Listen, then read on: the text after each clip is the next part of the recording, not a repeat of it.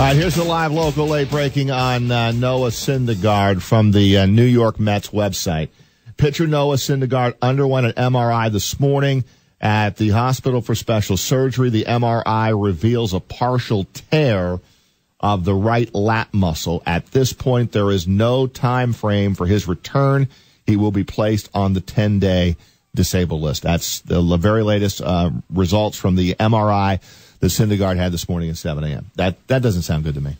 A partial tear.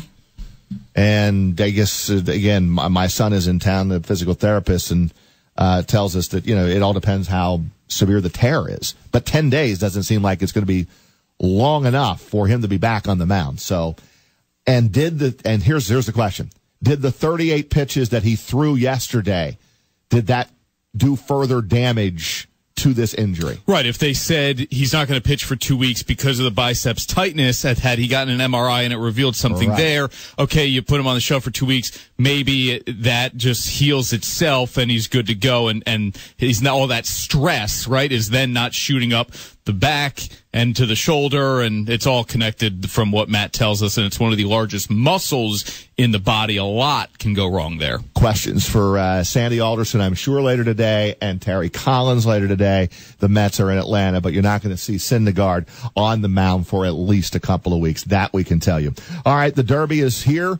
Saturday on NBC and News Channel 13, the running of the Kentucky Derby, which begins for me the start of the horse racing season. Derby, Preakness, Belmont, Saratoga, in that order. Headline in the Sunday paper, columnist Pete Iorizzo and the sports editor, Derby dreams near for Shaker High. Greg, good morning, Pete Iorizzo. Hey, guys. How's it going? Good, Pete. Appreciate a few minutes. And Practical Joke will be a name that become very familiar to local racing fans because Chad Brown is the trainer of Practical Joke, and we'll have Chad on our program tomorrow morning at 10:30. But you wrote about another tie to this horse because it's locally owned.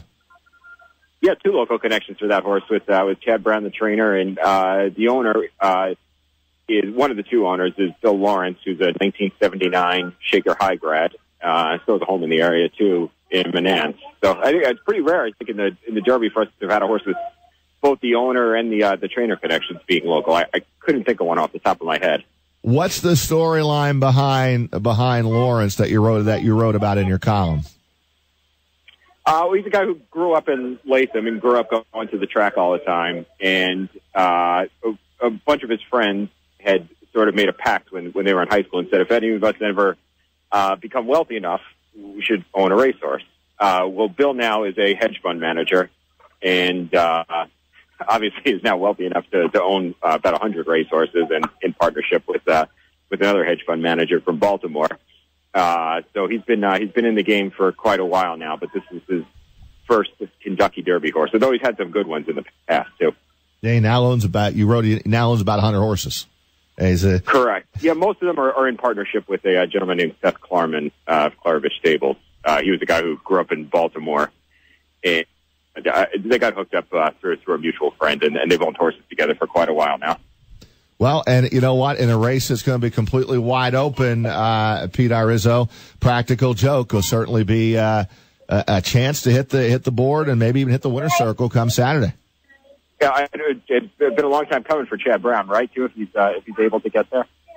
Yeah, I mean, he always talks about winning the Travers, but I mean, the Derby's the Derby. I mean, to me, that would be bigger for me, even though I'm a local guy. I get the Travers, and that would be great. And I'm not going to. That Chad Brown really believes the Travers is more important to him, but I got to believe he would love to hit the winner's circle, Chris Honorado, on Saturday. It's got to be his best shot, right? Normandy Invasion was kind of a Not sexy much. pick, but obviously didn't show much. And I'm looking at Closer saying, yes, easily Chad Brown's best shot to win the Derby is with Practical Joke this year. So, hey, you never know.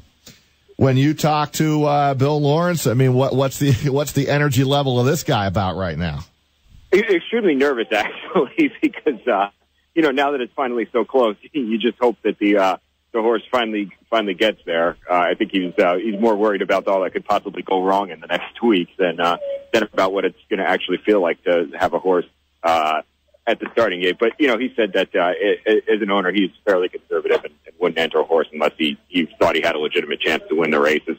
he joked that he didn't need to pay $25,000, which is the entry fee to get a ticket to the Derby. I could have just got one.